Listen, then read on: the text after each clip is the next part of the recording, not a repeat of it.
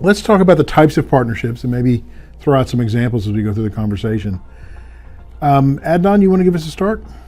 Yeah, absolutely. And I think we alluded to some of these various topics, the different types of partnerships aligning to different needs, business needs, strategic needs, technology needs. But one thing that we've come across working with different group of companies and industry leaders is two dimensions where we look about when we think about partnerships, right? Whether it's a corporate innovation within the company, whether it's a joint venture, whether it's in a venture capital accelerator, or even in the latest and greatest, the open innovation ecosystem approach. The two dimensions that we think about, and these are not necessarily exhaustive in any way, these are just two that we've come up with most often. One axis is the relationship, right? Whether it's a level of urgency that the business has. Is it something that they need to do today? Are they solving a problem for today? Or whether it's something that they're thinking further ahead. What level of involvement? Is this something that they want to do? Everybody, organization needs to be involved, or is it a specific department or disciplinary or functionary sort of focus? Or is it based on the amount of need, potential change that we have that's needed? The second axis that we've come across is how close, the proximity to your core operations, whether it's something you're very good at, or are you reaching out into a domain that you perhaps were not very good at. For example, utilities are stepping into, coming into a little bit into hydrocarbon extraction. Some of the fully integrated large super majors are stepping into utility sector, right? So they're getting into a whole different play. So depending on what are your two dimensions, your needs might differ on your partnership. So open question to you guys, as when you think about dimensions of determining your partnership, whether it's a startup or otherwise, how do you evaluate that? What are your key criteria when you think about that? Brandon? Well, what comes to mind first is just what level of trust you have with them, right? And or what level of trust you can establish with them. Maybe you don't know them, but if you know the particular party already and you've had prior experience with them, that's going to be somewhat of an accelerator because you have a relationship established and you have some level of trust there and you know what you're getting. Right, if you're going to a partner that you don't have experience with, you've got to figure out how you get some level of trust developed. But I think it really just depends on your situation. There are times where you can use partners that you have relationships with and you have that trust established, and they come and hit the ground running and get moving. And to your point, if you don't have a partner kind of already in your supply chain, and you got to look outside of that for the expertise that maybe your current partners don't have, you're going to have to find a way to establish that trust and get comfortable with them. In addition to trust, I would say capabilities. Yeah, those are critical. If it's around a particular technology or a particular domain or industry that you're wanting to bringing in, being able to observe the demonstration of those capabilities are important. What you don't want to do is you don't want to go into a new innovation or a new idea and you're wanting to bring that capability into the organization, and you're a couple of months in and you find out that maybe the capabilities aren't there, or maybe the technology is too immature to do something with it. That may happen. That goes along with some of the risk profile there, but the more you can do to kind of help understand some of that and go into partnerships, fully aware of all of the different risks that you're taking, I think is important as well. Any specific capabilities that you think are top of your radar based on how you're solving some of the problems or otherwise? Is there anything that is, really critical right now? It doesn't have to be in your current role right now, but overall that you feel are important to have these days. So the ability to deliver. Yeah. Right. The ability to deliver is really important. Asking questions around churn. Yeah. What does the churn look like in the organization, I think is important when you think about deliverability, to being able to bring something and realizing the value. And then really also the technical capability. So this depends on the area, but if you're doing something in AI ML, you want to ensure that your partner has those technical capabilities to be able to deliver what you're trying to work on. And so those are two really important things, is delivering the solution consistently and having the technical background to actually deliver what you've asked them to do. I would add to that. It's 100% spot on, I think, with that. One piece I would add to it, and it's not a capability, it's more of a character trait, is the ability to tell your customer when you can't do something, right? Just be honest and direct and say, hey, we thought we had this capability, we don't have it, we're working on it. If a partner can be honest and direct and share that, that's something most likely we can work with. It's when they don't come forward with that stuff and you kind of churn through the messiness of it and you find out on your own they don't have that capability. Well, then the damage has been done, back to the trust standpoint, and it's hard to rebuild from that. That's right. Yeah, I gravitate more towards the proximity to the business model and the business strategy. So, as you mentioned, I think the word's close to core. Because the way I picture it is like when you work with a startup and you're looking for new perspectives and the organization is heading this direction, you have a couple different options. You can find something that you utilize to help guide you to a slightly different route, or you could maybe go further out, maybe like the 3 to 5 year time frame, or you can go really far out there, like the 4 horizons. And generally speaking, it's hard for a company to take a right turn and go out there. It's easier for a company to nudge a little in this direction. So finding something in my mind that I generally gravitate to that is kind of close to your core business, but helps push you in a slightly different direction, I think those are what really sets you up for success versus the ones that you kind of look towards and say, man, we're looking for something disruptive. We're looking to disrupt our business model. You have to have absolute dedication from the very top to the very bottom that this is what we're after. Because otherwise, you make no progress whatsoever. I'm not saying that's a bad approach, because for certain companies, certain business models, I think that's very valid. But for my mind, what I'm usually looking for is something that could help provide new perspective close to what we're doing today and incremental improvements that we can continue building on each and every time. You gain a little trust, you gain a little momentum, you can build from there, and before you know it, you've got over to here, to that 3rd horizon farther out. It just takes some time to get there. Good point. Yeah, that's an interesting point. A couple of degrees of change early can result in really large magnitudes over time.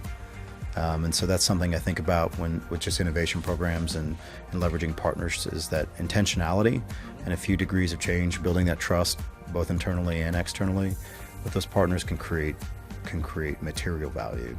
Well, if you think about the human element of all this, right, and that's what all this is changing humans. The technology aspects are pretty easy. It's getting people to actually use it is the tough part, and large changes, I think, Ben, to your point, probably I would guess over time prove not to be successful, where small incremental changes over time are probably the way to change something significant.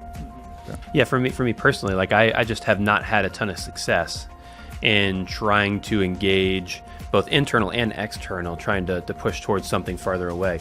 The places that I have seen more success are something that's more tangible, more applicable here and now, easier implementation within a next 6 to 12 month period, versus saying, hey, we're going to spend a good amount of time and some money looking at the 5 to 10 year. I just have not personally seen as much success. Especially early on, right? Because you're trying to get people to yeah. understand this technology, and that's kind of where I was going earlier with, if you can go solve a problem, you'll create that spark of curiosity, like, okay, that was cool. I like how you did that. Trust. Yeah, and trust. Yes. Can you help me solve Yeah. this problem now, right? And the problems will get bigger and more complicated as you move along. Absolutely, and it goes for all levels of the organization. Absolutely. You could gain trust all the way up to the board, or you can gain trust all the way up to the new hire that just started last week. So demonstrating the positive results and impact from some form of collaboration and startup, I think that's what really builds momentum long term. One thing about the change aspect that I think is important to talk about is that it is possible to do big change to a technology or to a process, but minimize the change to a person. So the idea that we're only kind of introducing incrementally is important, and I agree with it. But I do think it's important to talk about that you can make big changes, but thinking about how it affects the person, if you can minimize the disruption to individuals or the organization and still make a big change, you can still have a lot of success, but it takes quite a bit of intentionality to do that. But it is certainly possible to make big changes so long as you're keeping people in front of mind while you're making those changes. And I'd love to explore that a little more, Afshean, and get your thoughts on that, because in my mind, for you to make big changes and be successful doing it, it's part deliberate approach, but part luck too. I feel like you kind of have to stumble upon the right thing at the right time with the right people, with the right mindset. And I feel like you got to kind of rely on luck a little bit to make that happen. At least that's how I think about it. I don't know if you have any different thoughts. I do think you need to find the right thing at the right time, and that's where a little bit of that experimentation comes from. I think that's why, kind of going back to that ecosystem, it's so important to be able to test things out to see sort of where you're at, and also have the ability to put something on the shelf and maybe take it down later and bring it in at the right time. I kind of think about maybe luck as preparedness meets opportunity and timing, right? So, if we can be prepared in our innovation, even if maybe something isn't sticking right now, we can put it on the shelf and pull it back off when maybe the opportunity is right.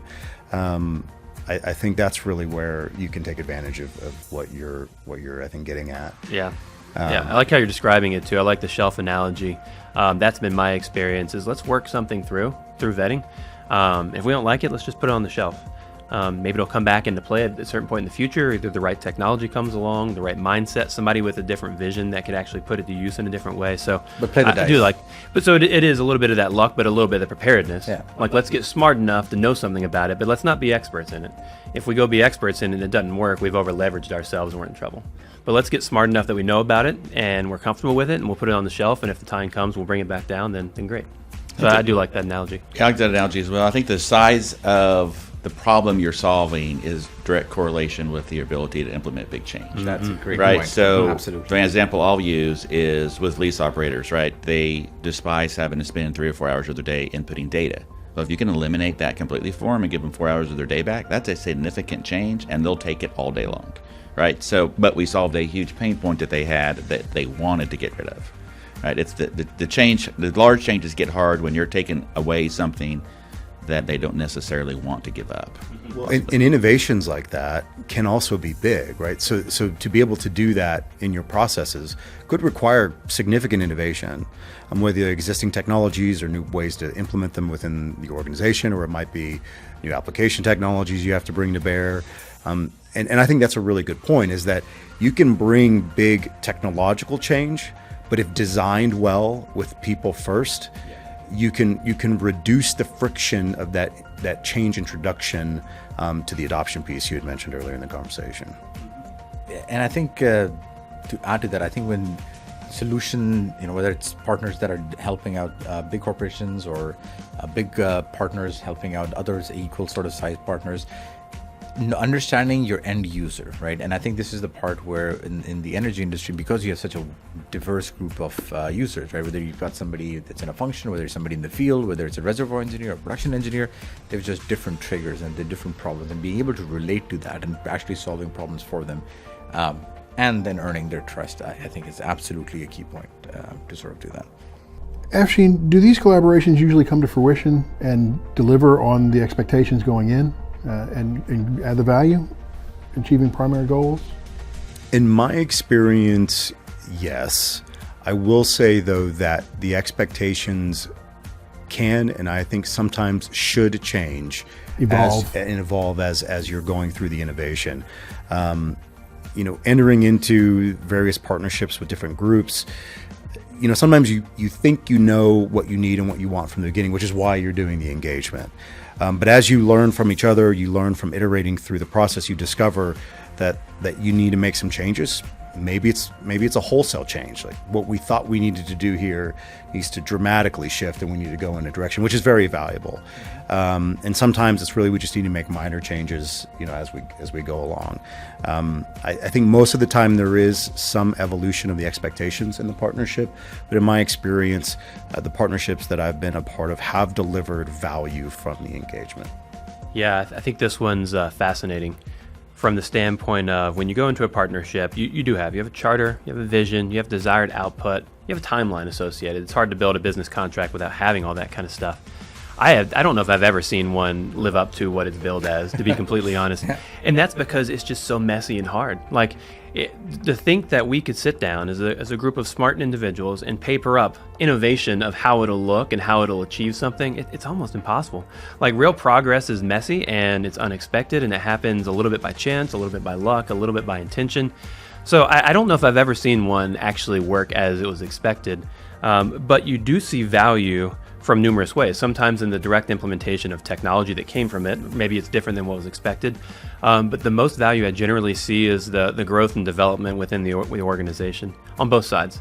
The startup is getting a little bit more sticky. They're getting more comfortable. They're gaining real tactile business experience from a corporate, and vice versa. We're getting new perspectives, new technology, just new ways of thinking that generally is not part of our business today. So I think the value almost always come out of them, but almost always in a different way than expected going in. I think that's what goes back to what Brandon said earlier and the question that we started out with, right? What's the criteria?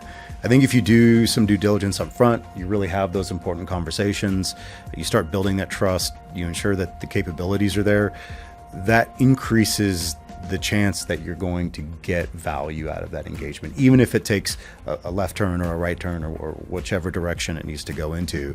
That upfront work, I think, increases the chances of success of getting what both entities need from. That's a hard thing to pitch to. So, let's say, for example, if you go in and you're pitching to, executive level or board and say, here's what we plan to do, I'm going to tell you it's probably not going to work. I'd love for you to fund it. It's just not a great conversation to have. But I think it's a realistic discussion that needs to be had and say, this is our plan, but it's going to be messy and we're going to have to deviate. And as we deviate, we'll adjust, we'll revisit, we'll refocus, we'll check in, we'll get feedback, make sure we still have strategic alignment. As long as you have strategic alignment and support, you're heading down the right direction, even if you have to modify along the way. So that's been my experience. Yeah, and as long as you're getting value out of it and you're sharing that value back with your sponsors. Hey, we didn't, with the output's not the same, but here's what we gained out of this engagement. We did get value out of it. Here's what we learned. This enables us to move forward, ABC. Absolutely. And really, by definition, you can't pre-plan innovation, right? You cannot. It is messy. Innovation should make you very uncomfortable because, especially as a corporate, you are no longer just delivering. You're not in delivering. control. You're not doing something that is likely delivering a tangible quarterly profit. Yeah. You're doing something that will deliver enhanced efficiency or enhanced experience or a new business product down the line, but not today. You're putting money, time, resources towards something that you can't really speak to openly for a period of time. So it should make you uncomfortable, especially as a leader in an organization. You should be pretty uncomfortable when people talk about innovation, but you just have to get comfortable being uncomfortable. Yeah, that's a really interesting point that you made there. And when I think about that more, I think there's different parts of the process that have different kinds of uncertainty. So I think there's some innovations where the outcome is doable. You just don't know how you're going to get there. So your destination is doable, but you're not quite sure how all of the steps are going to be. Zigzag, or I'm going to go straight up. Zigzag or straight. You may generally know, hey, I need these kinds of skills and talents and technologies and business processes to do this, but it may not be 100% clear, how all of those fit together, but it's doable. Then there are other ones where you really don't know if the outcome is even possible. You might be really clear on the technologies, how you need to go about it, but is it possible? We don't know. And then there are some where you don't know if you can do it, and you don't know if that's the worst one. Those are the most difficult. But I think those are and those each kind of take a little bit of a different feel, I think, when both communicating them but also executing them, within the program. And I'm in the middle of one right now that fits that bill, where we don't know if it's possible. We're working down a path and we have a vision, but can we see the vision of exactly how you get it done? The answer is no, because we haven't been there before and the technology is not there. So we're kind of working through that, trying to figure it out. And you can tell that the team's uncomfortable in that space. You can see people are like, well, I don't know if we have a good story to tell yet. And I try to encourage people, it's not about telling a good story. It's about, are we making progress? Do we think we're making progress? Do we have a product to show? And maybe not, but that's okay. Because it is uncomfortable. It is messy. It's super inefficient, that's for sure. But all that being said, progress is being made during that time period. Yeah, and it's interesting how those come about. Just kind of reflecting back on some of my own experiences, developing some AI/ML solutions. You'd work for a couple of months and it'd feel like you're churning, and then one day, here it is. It works. It does what we think it needs to, but for weeks and months, you're just churning, not knowing if something is going to work, and all of a sudden it does. And I think that just that uncertainty kind of comes into it. But it's also difficult to communicate, that uncertainty. Oh, it is. Yeah, it makes people uncomfortable. And that process. It makes people uncomfortable. And every day that ticks by with that uncertainty makes people step back and lose confidence in what you're doing. So it's a difficult position to be in.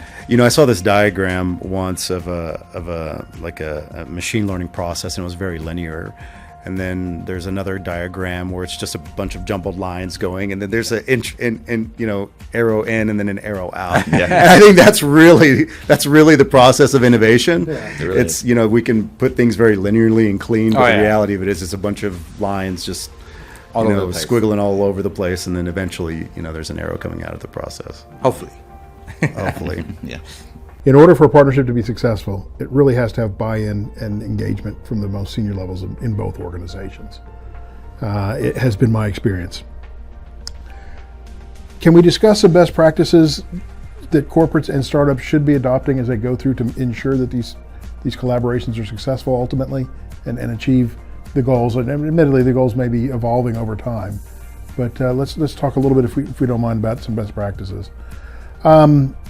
Kind of to get us started, Brendan, what do you see? Which teams do you see typically need to work on these collaborations, and how should the teams be structured? Yeah, good question. I'm going to go back to one of your comments. Is you got to have the support at the highest level, and you do. But you need the support throughout the entire organization. If you have it at the top and you have it at the teams executing, but not in the middle, your success is going to be very difficult. So you've got to get that support structure in place all the way through the organization. Yes, it is much easier if you have the support at the top level to gain that support in the middle, but don't miss the part in the middle. You've got to get them on board.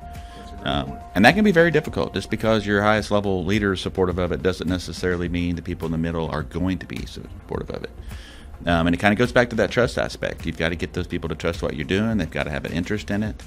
You got to find a way to create that spark of curiosity that we've talked about.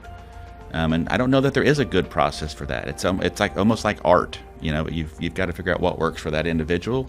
You've got to maybe solve a problem for them, some way to start establishing some trust with them. And then all this also throw out there too. I mean, I liked your point earlier about kind of high skilling your existing employees. But not everybody is good with innovation. Not everybody is going to like innovation. Not everybody needs to be on the innovation bus. So it's important to have the right processes to figure out when to exit them off the bus, right? You want to give them definitely the opportunity to be successful and be part of that team, but there just might come a time where they need to get off. And I think having those right processes, and I don't know that there's one size fits all for those situations. People are different, and it's, like I mentioned, it's kind of an art to figure out when it's time to maybe change the process or change the resource that's on the team. Ben, what are your thoughts? One that I feel just dead set on is facilitation. For any partnership, you have the people doing the innovating, which are generally some form of individual contributors on both sides of the organizations, corporates or startups. You have people supporting, either sponsors, executive sponsors. But if you don't have somebody to facilitate, to pull it together, then things just do not move forward, because the people that are doing the innovating are not the ones that are generally skilled at facilitating. And if you don't have that critical component, you just slow down so much. So and that could be internal, that could be external. It could come from a lot of places, but you have to have that defined role of saying, hey, we have to acknowledge, we need to make sure we dedicate time to just facilitation, much less just doing the work. It's easy to overlook that and say, no, let's just get the work done. Like, let's start doing things, which is great. Progress must be made, but if you don't have the proper facilitation, then it just really stalls things out over time. Yeah, I think one thing, if I may point out, all the three organizations that we have over here, all three of you have innovation and sort of that as a key strategic pillar going forward. I know Ovintiv, I know Laredo with Jason Pygott, Magellan, you guys are all leading sort of like, and it's alignment top to bottom, right? Like there's CEO driven sort of agendas that are driving all that right now. I'm sure that makes it easier as you go about, in your day-to-day job, sort of doing that stuff. Does that play out exactly that? Does it do that? Yeah, I'd say absolutely. From my perspective, you have to have support from the very top. And at Ovintiv, we certainly have that. It's a core value of ours. It's something that we talk about frequently. And it's messy still. It's just the reality. Like, innovation is never going to be super clean. You never feel like you got it. You always feel like you're improving and finding ways, but having a really healthy level of support from the very top down has helped us progress. It's echoed multiple times. Absolutely. Yeah, it's echoed multiple. Yeah. It's echoed multiple times. We hold the annual kind of innovation event, technology event that you're familiar with. And, over the past couple of years, we've been very intentional around how we communicate around innovation. And we have seen that really blossom within the organization. So not just the petrotechnical disciplines, but you see the other portions of the organization really embracing that. Yeah. And what I find happens is that you experience a paradigm shift without ever realizing it's occurring. Right. It's not easy to look in the moment and say, how are we doing? You know, how much progress have we made? But you look back over a period of time and you say, wow, I think we've actually made a pretty good amount of progress without ever knowing it. You feel like you're in the trenches still, but you've actually progressed during that period. So to your point, I agree. I think having top-down support really helps tremendously progress innovation. Yeah, and I think, just to add to Brandon's point, I think the one thing that we've seen in the past is the leader might have it, but then if that is not communicated repeatedly, constantly throughout the organization, people just lose or forget that, right? And then they kind of like, oh yeah, we did talk about that. Oh, but that's just one of the 19 different other things we were focusing on right now. Maybe this is not as important, right? So it's alignment, it's consistent feedback, it's repeated sort of messaging. And then everybody delivering on that, and then it becomes a much easier, smooth. Well, Ben touched on a great point too. You're down in the trenches, and you don't realize the progress that you've made. You got to stop also and look back at where you've gone and where you're at, and celebrate that success. Right? You may not be exactly where you thought you'd be, but you're definitely further down the path than where you started, and you've innovated along that way. You got to stop and recognize that. And I just know the industry that we're in, and we're not good at that, right? We just move on to the next thing, and we don't take time to celebrate success, and we've got to get better at that. I echo that, and I'm bad about that myself. Yeah. I'm like, what's next? Where are we going? Like, what are we gonna figure out next? What's the next problem? But I agree. I think you have to take time and acknowledge, if nothing else, the right behaviors and the right actions. You can't guarantee outcomes. But if you're really recognizing the behaviors and the actions, you build something sustainable from an ecosystem that is a true core competency of an organization, and that's hard to do too. Well, that's when that becomes a capability. Absolutely. That's when that becomes a capability, and I think that's the differentiator. It is a differentiator, and it's something very yeah. much Yeah. worth celebrating. How often do you guys see partnerships with startups enable the incumbent companies to move beyond their core business? And an example I'll throw out is a super major that's gone, I think Adnan said earlier, that's gone from the upstream E&P business to delivering electricity through new energy technology. Where else have you seen those things come together? It's a difficult question, Jeff. I don't think that it's easy to do that, right? That is strategically changing your business proposition completely, right? I think Monsanto is one example. John Deere completely changed its model. McLaren is a great example of it. It says it's an analytics company that happens to make cars. So there's a lot of these companies that are doing that, but I don't, I'd be curious to sort of see, do you see our incumbent industries doing something drastic like that? Yes, and I think we'll see more of it. Yes. And I think partnership plays a really important role in that. It kind of goes back to our topic, innovation, right? To do something so drastically different like that is innovation, and it's very hard to think that different outside your current wheelhouse. So then they play an important role to help you kind of accelerate your thinking process to shift that dramatically to something different. Yeah, and I personally have not seen within the industry many of these relationships and startups redirect the core business. And my gut feel is why that's the case is it's a commodity. We're in a commodities business. We produce a very discrete form of energy for the most part. So trying to find a way to shake out of that mold is kind of difficult. But if you're like a product-based company where you're selling widget A and you could gain more value by selling widget B, C, or D, it's like, well, maybe I'll think about widget B and C for a little while versus just A.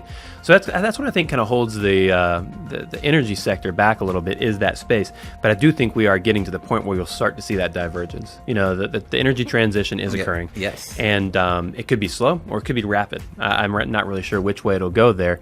But for it to occur in a rapid stance, there will need to be a significant amount of external startup engagement for companies to really capitalize on that.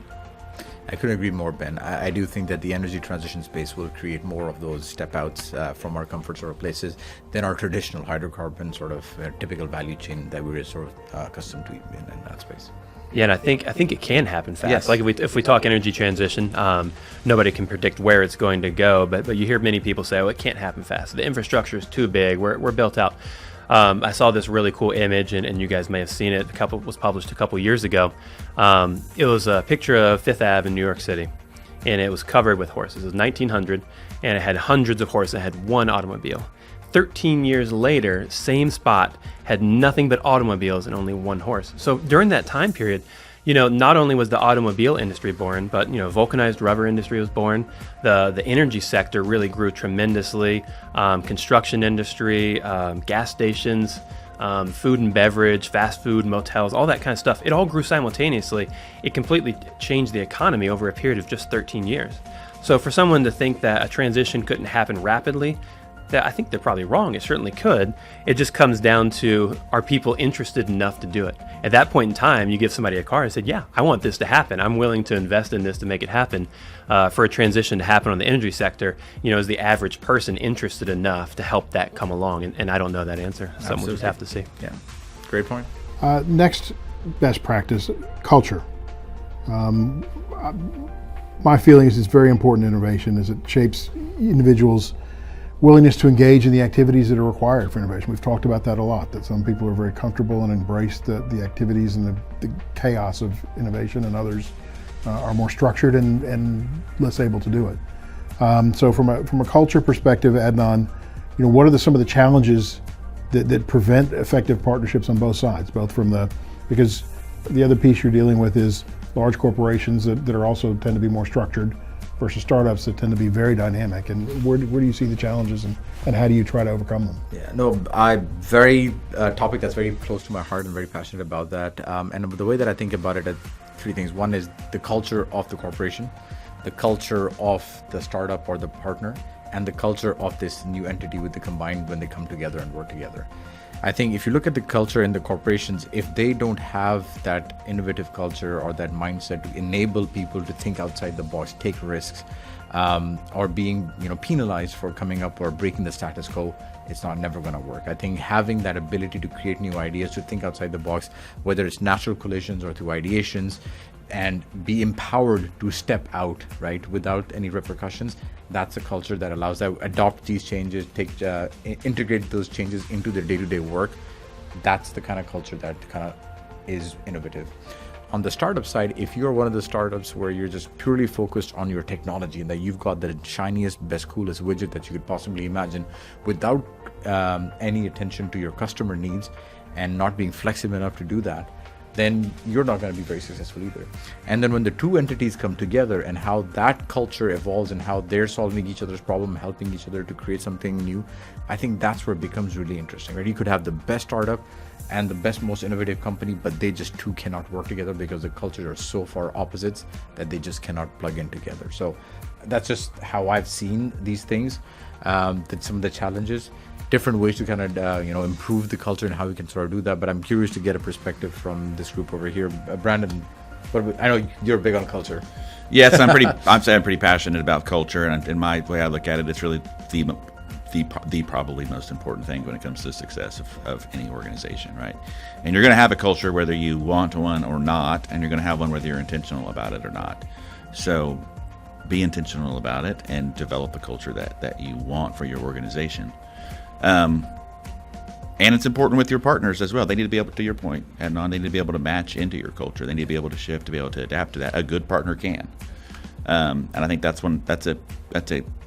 a capability that they need to be able to have, is how do they need to adjust and shift to accommodate the culture that they're going into. And it's, I would say a lot of the energy sector is going through culture transformations. They're changing from maybe the old way of oil and gas to maybe a new modern way of oil and gas, and a lot of companies are in the middle of that transition. So it's hard for a partner to come in when a company's in the middle of a transition and there's still a little bit of old culture, there's a little bit of new culture.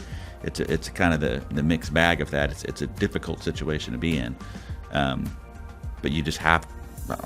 I'll say it till I'm, forever. You have to be intentional about your culture and think about it constantly and make sure you're moving it forward. I agree with Brandon. Culture is critical. You do have to be intentional with it. And there's ways to reinforce it. And the thing I think is important too is that when I think about a culture of innovation across an organization, that doesn't necessarily mean sameness across the organization. You can have different parts of your organization that have slightly different, I won't call them different cultures, but maybe different sort of shades of that culture. That's a great word to use. Where you might have a team that's an innovation team that looks really messy, but that doesn't really work in every part of the organization. And so I think that's also really important in thinking about, how you support those behaviors, celebrate the behaviors that you really want to help drive that culture to develop those differentiating capabilities. But I think that's really important, right? There's the aspect of a broad culture across the organization, which is critical, but that it's also okay to have those different shades of culture in different parts of the organization to help enhance, what they need to be able to deliver to the enterprise. Absolutely. Yeah, maybe I'll take a different spin on it too. I completely agree on the importance of culture. It's the number one thing that really drives an organization of any size. But one thing I've never experienced really is an external partnership with a differing culture. And because I believe, to Brandon's point earlier, I think they're weeded out early. Yeah. Like if you don't have good cultural alignment, you're probably not going to work together, which is a little bit of a shame actually, because maybe I'll give an example. Fairly early in my career, 6 or 7 years in, it was not an external partnership, but it was an external in the sense I was working with somebody with different in the organization, somebody very different than me. And their culture and their approach to the business was just night and day different than mine. I'm talking like painfully different. And it was truly painful for me to work through. I mean, their approach just was, they were so detailed with every single thing. And I like the big picture. I like strategic thinking. Where are we going? What's happening next? And they're like, well, this right here, this has to be taken care of. So it was a battle. It really was. And it was a very slow progression of it. But I will say I experienced the most personal growth in my entire career through pushing through that partnership and experiencing a different culture, a different approach entirely. So if I take that back to like external partnerships there, I'm always intrigued of what it would look like if you somehow push together people with the right mindset but different cultures, and how could you grow from that? It's always interesting to me.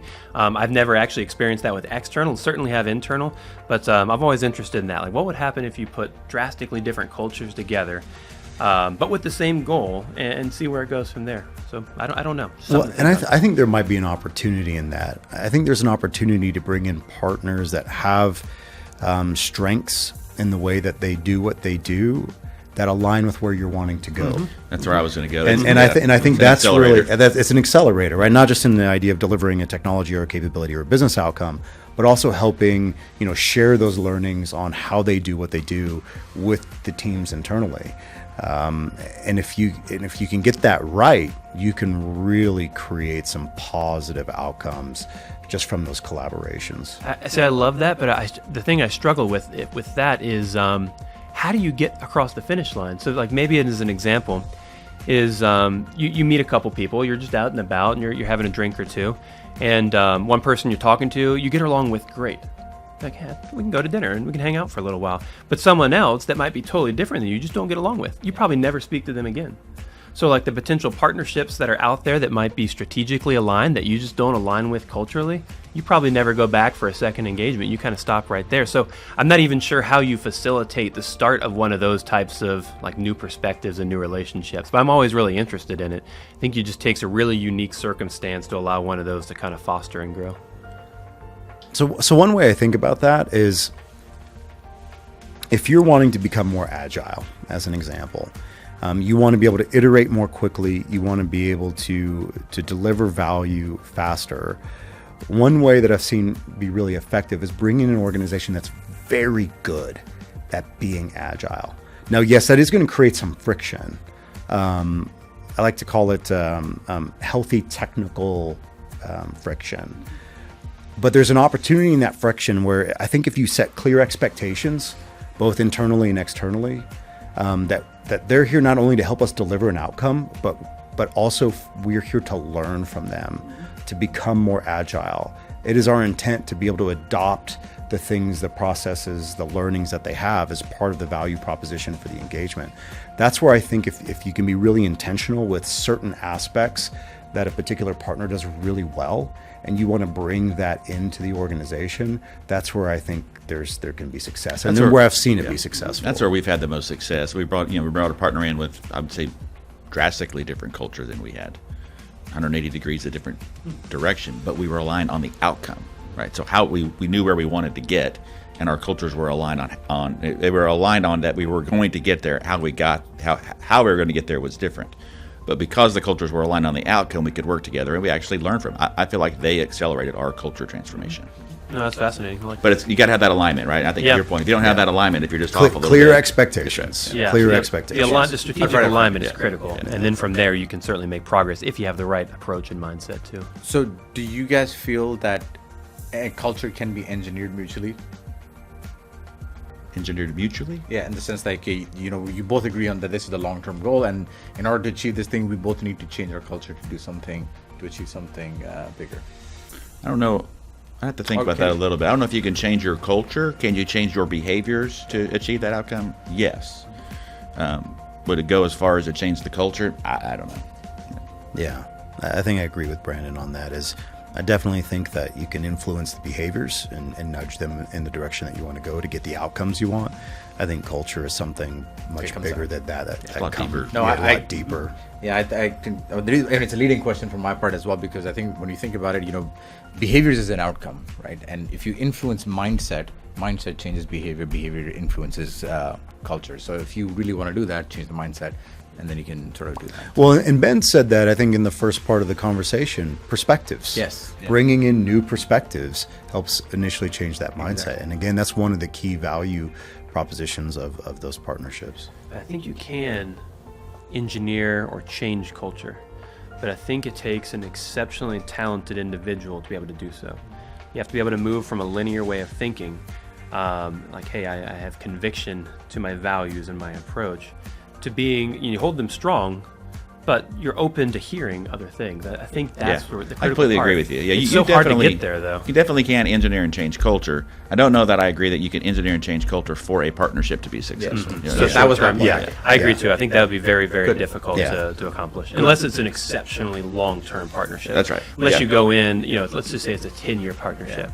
Say, all right, we got to get comfortable with each other. Let's start figuring let's this get out. ready to dance for a think- long time. I think you can. Yeah, I think you but can.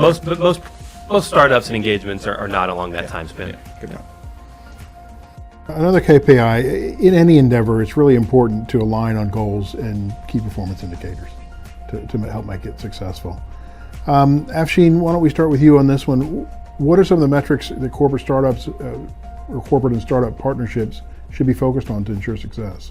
From innovation, so you have to demonstrate return on the investment. That's really important. Another one that I'm really passionate about is something I call value exposure.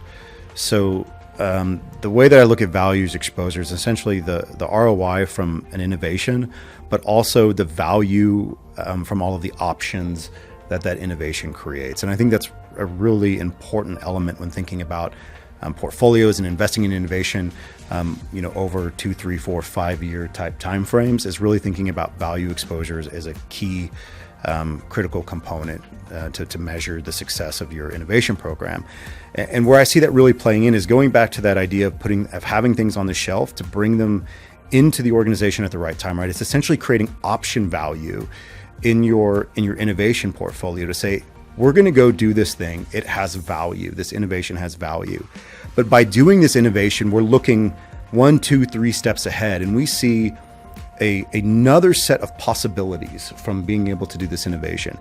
And that has value. That exposure to something we could not do or cannot do without doing the thing in front of it is really important when I think about aligning innovation to strategic outcomes for the business. And so value exposure along with ROI are two key capability or two key KPIs that I think are critical. So not necessarily a primary return, but it's also the ability to enable secondary and tertiary gains that Right. are not directly related to what And the partnership is there to help you achieve those Exactly. things, right? Now, to measure the partnership, it's about delivery. Like, are we delivering the outcomes that get us that ROI and that value exposure?